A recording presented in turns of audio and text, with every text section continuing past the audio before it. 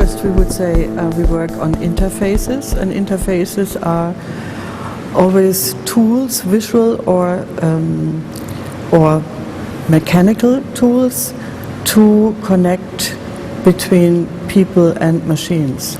First, the human has to define, what do I want with the machine? So it's not the human-computer interaction, it's the interaction with the self, with the mind, for example. And then immediately, as you know, even if you touch a mouse, this has to be recognized as a sort of performative acting, so mind and body is involved in this process. From the beginning we were talking about communication, that this is a new form of communication which will come, and I can remember that very many curators in the beginning were saying, why do you talk about communication? What does it have to do with that? And we tried to show also with our works how you could not only communicate with yourself, about yourself, but that you could participate in decisions or in problems which are upcoming. And that was at a time when in 1989 the Berlin Wall was falling. We did work on an interactive table, and we showed a part along the Berlin Wall, along the Brandenburger Gate, and around this table you never knew who is there. But then the people were showing or talking about, oh, here is the Soviet memorial, and here is, and then we knew, aha, he's an East Berliner, and here is the Tiergarten.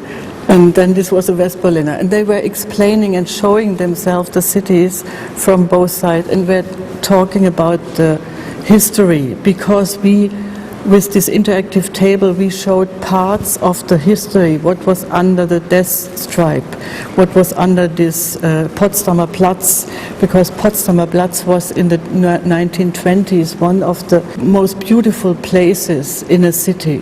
We knew that this will be one of the most important places in the future. And then we decided to make an example with this table to show what is in the underground. For example, this is a very central train station in Berlin, in the center, which was 40 years closed, just the trains went through. And suddenly we found corners and places like this, which was with paintings from the end of World War II, and so discovered that this was part of the Hitler's headquarter bunker. What was hidden in bunkers, nobody saw that because it was under this death stripe, and it was out of our minds. And you saw from the Nazi era, we wanted to show what that is our common past, and we have to learn from from each other. The nicest thing was that they commented, oh, you can go over the Brandenburger Gate, or you can go through. Oh, now you can go through, yes. You know, the wall was open already, but they were not used to see that from this perspective, and they were not used to see also what is under the death strip, like these images we were found when we did this research. Then the bunkers of the Hitler bunkers were found and were immediately closed again, so that it not becomes a place where neo-Nazis come to meet. But we wanted to show that what is in the underground, beside the underground stations, what was there. So you learned a lot of what people said about the different buildings, you know. And the East Berliners learned from the West Berliners about Tiergarten and the buildings there, and the West Berliners learned from the East Berliners about buildings you never knew about, because they were not in East Berlin, they were not on a map. So what we found out by ourselves at this moment with the Cyber City installation in Berlin, this is an evocative object, so it evokes communication. Even in this case, people from East and West, nearly enemies before, had been before, and immediately they came into a discussion, and they told that it was not a discussion, it was more about storytelling. The philosopher Hannah Arendt mentioned the table as an object is on the one side, it's like a cornerstone, it gives a sort of distance between, but also creates an atmosphere of communication. You wouldn't sit around on a table with another person you don't know without saying a word. So something starts. We discovered the importance of the interface itself. What is the Gestalt, what is the form, and that the interface is a key to the content or to the communication. The interesting thing from what you're saying is that you always know the point of departure, you know where you're starting from, you know what the tools are, but it seems that you can never be sure what the point of destination will be, where you will arrive. And this was the difficulty with working with computer scientists, because they usually want to know from A to B what will happen, what do we do, what should I program, what is the goal. But we could not say, we could say here we have an idea and this could be the process, but it's not clear where it ends. And for example, with liquid fuse, it was, for me, it was really sensational that I saw at that time, you know, a virtual well. It was not usual that you could touch something. There was no touch screen at that time.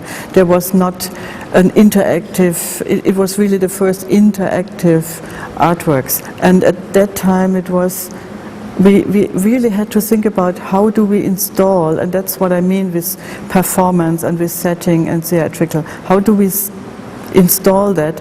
It has to make a sound like water. It has to look like water. It has to give a feeling, and people were also really thinking, oh, this is a real water, because they couldn't imagine that you can simulate it. They were asking, why don't water comes out here? Yeah, and I smell it. Yeah, that's what they said. But then this was really very nice, and it's I say this in opposite of that you should probably know what comes out. No, I hope it. I don't know.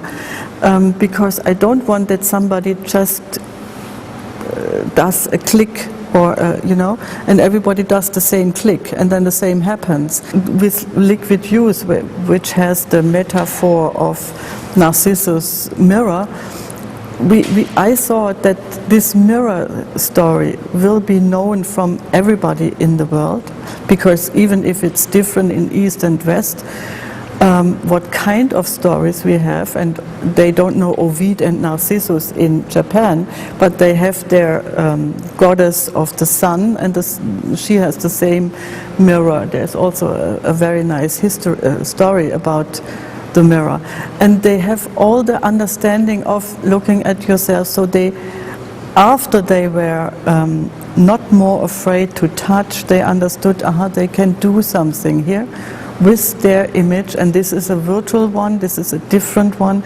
It is something like going, like in the Cocteau's film of Orphée, Jean Marais moves into the underworld through a kind of moving wall.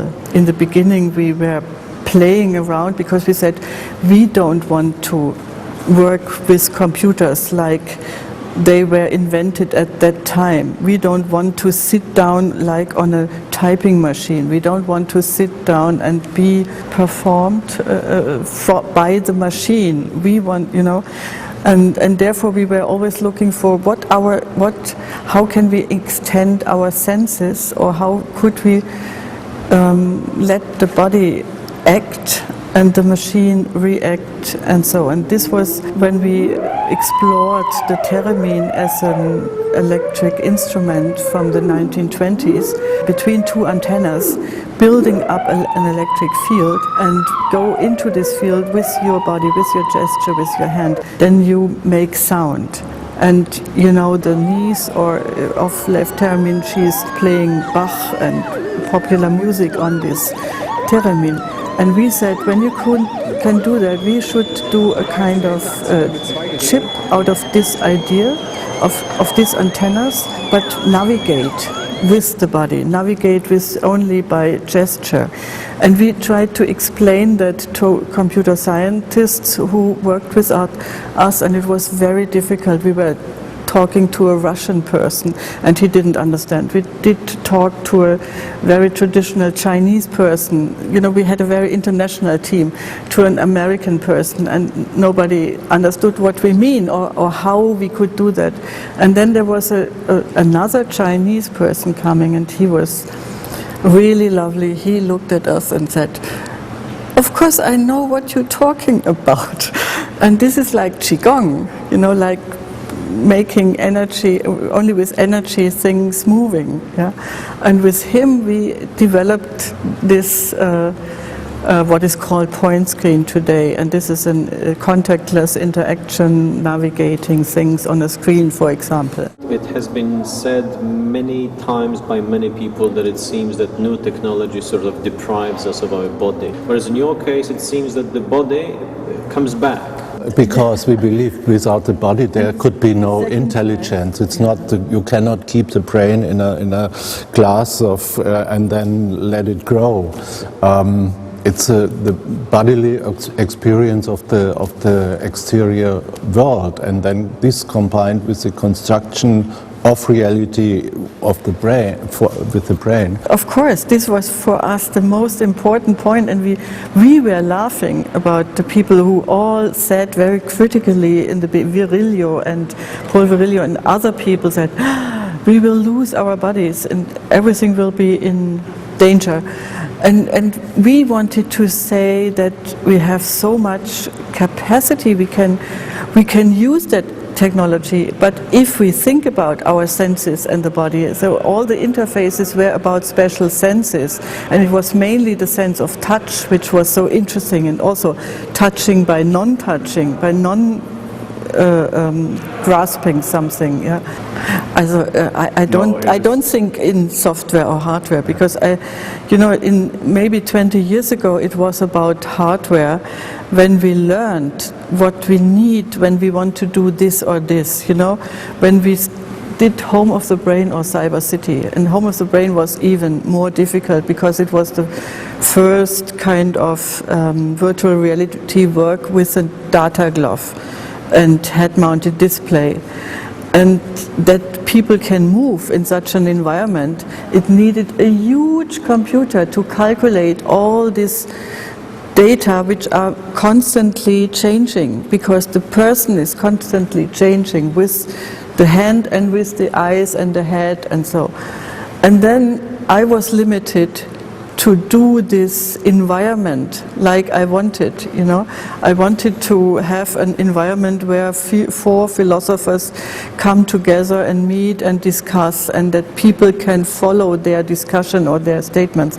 And we wanted to invite 4 different philosophers or thinkers to bring them together in a kind of conference, but like in a theater play in a building, where they should talk about their ideas of the future.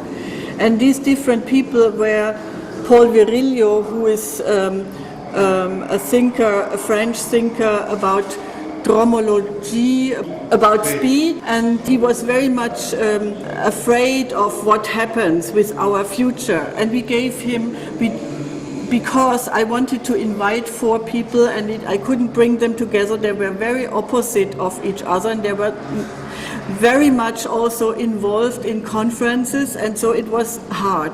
And then I started to make a virtual conference and a virtual, and I gave them their virtual houses of their thinking. When you walk around in this space, you had in each corner these houses, and out of the houses came the philosopher's thoughts. This is what you hear. These had been short statements taken from television interviews, and for example, the artificial intelligence researcher Marvin Minsky is saying we should not waste our time. We should implement our chips in our brain so that the children must not learn anything again for new.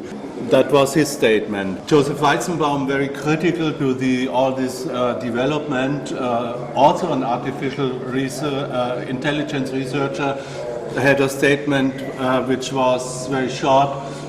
Why do we need that? So this was when walking around in these sounds in the corners, for example, you set up your own agenda of listening certain philosophical and technical statements. So it is like building an own storyline when walking through this space. It's a sort of collage of different opinions and meanings. Was die gegenwärtige Informationsrevolution charakterisiert, ist nicht nur ein Umkodieren aus Buchstaben zu Zahlen einerseits und Bildern andererseits, sondern es ist auch eine Umschaltung des Fluxus der Informationen. I was so limited with doing something which initially I wanted to invite them really to have this discourse amongst them in a kind of theater place, in a building, you know, that all of them is sitting in another room and they talk about their ideas and statements, and that people go around in this building and listen to them and make their own extract out of that. No. And because it was not possible, it was not possible to bring them together at that time in this building where I wanted to have them, I started to make it virtually. Yeah? Le nouvel espace est un espace vitesse. Ce n'est plus un espace-temps, un espace où le temps est, je dirais, manipulé. Ce que nous manipulons, ce n'est plus le temps de l'homme, c'est le temps des appareils, c'est ce que j'appelle l'espace-vitesse, ou la dromosphère, c'est-à-dire la sphère de la vitesse. Et là, peut-être pour conclure, pour moi, la vitesse n'est pas un moyen, c'est un milieu. I started to make it virtually, and then I realized, first of all, this is not a Euclidean space, of course, but if I want to bring people in this discussion, then I cannot just have sound, and sound was not possible. It was a trick to use sound at that time. Then textures was not possible. So I forced all our people, young students, but very famous in the hacker scene, to develop software. Then we had the best radiosity software and the only radiosity software at the time which makes shadows and light in a real-time environment. And this was, and this had to be calculated from the machine, and the machine was huge. Yeah. And it was for weeks discussions. How could we do that? So this was really a limit. And the discussion at that time was that when we use such technology, we feel like God. That was what other people told us. And we thought, no, we want to know what you do with it, and we want to work in a critical way with it. Yeah, but we stopped because after one discussion I came home and they said to me, oh, hello, Leni Riefenstahl. And I don't know if you know Leni Riefenstahl, because she was, you know, and I thought, oh, this is such ridiculous. This came always from art historians, traditional art historians who were in a way saying to us, you are not allowed to play with technology. And I said, if we don't play with technology, who should do that? You know, if we let the technicians alone. Have you in any way defined an ultimate goal in your work? Yeah, the ultimate goal was always to talk together. I mean, in different languages, bring different languages, different people, different cultures together. And that's what you see in the end in all of these works, maybe on a different level, but it's always he has another goal. It is about, maybe, no, it's another level. It is about not doing a work, but set up rules which opens up a field for experimentation, first for the artists themselves, and then for the participants, for the viewers, for the observers, for the passerbys who come. So this is like building an open structure compared to architecture, building an open structure which is flexible and allows very different